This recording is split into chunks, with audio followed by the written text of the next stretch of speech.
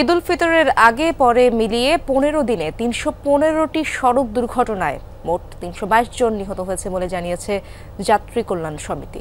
সকালে ঢাকা রিপোর্টার্স ইউনিটিতে এক সংবাদ সম্মেলনে এমন তথ্য তুলে ধরা হয়। সংগঠনটি জানায়, মোট 15 দিনে সড়ক, রেল ও নৌপথে 340টি দুর্ঘটনায় 352 জন নিহত হয়েছে। গত বছরের তুলনায় দুর্ঘটনার সংখ্যা 21% এবং প্রাণহানি 20% কমেছে। রাজনৈতিক প্রভাব কিছুটা কমার কারণে সড়কে এর সুফল মিলছে বলে জানান যাত্রী কল্যাণ সমিতির মহাসচিব।